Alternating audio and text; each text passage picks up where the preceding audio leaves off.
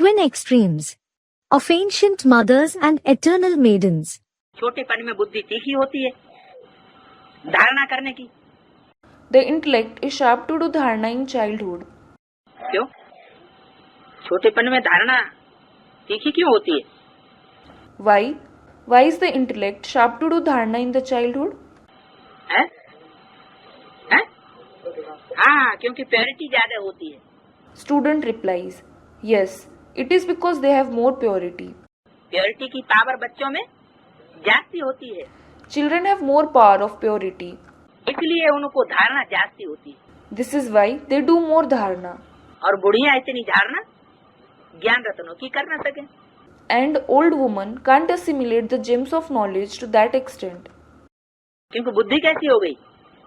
It is because how has their intellect become? बुद्धि तामसी हो गई, विकारी बन गई। Their intellect has become tamsi and vicious. बुढ़िया इतना नहीं समझा सकती। Old women can't explain to that extent. यहाँ भी कुमारियों का बाबा जास्ती मान रखता है। Here also, Baba gives more regard to the maidens. अच्छा अच्छा, लेकिन यहाँ बेहद की कुमारियाँ हैं और बेहद की बुढ़ियाँ हैं।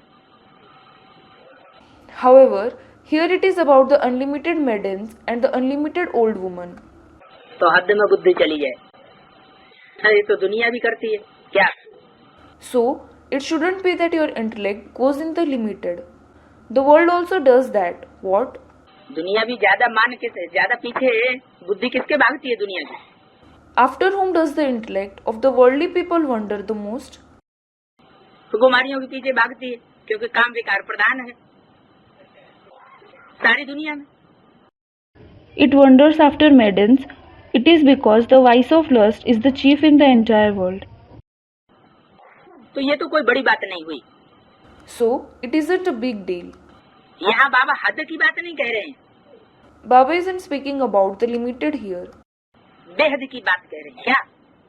He is speaking about the unlimited. What? यहाँ अगर माता भी है और ज्ञान में आने के बाद अगर उसने पवित्र रहना शुरू कर दिया तो क्या है? Here, even if someone is a mother and she starts staying pure after coming in knowledge, what is she? वो कुमारी है। She is a maiden. ज्ञान में आने के बाद फिर कभी उसने अपवित्रता को टच किया ही नहीं, तो वो भी कुमारी है। If she never touched impurity after coming in knowledge, she is also a maiden. हैं? बहुत पुराने पुराने जरासिंधी चल रहे हैं। Very old Jarasindhis are following the knowledge.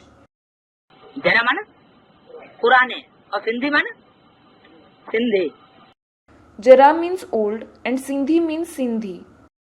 माना बहुत पुरानी पुरानी सिंधी बुढ़ियां हैं।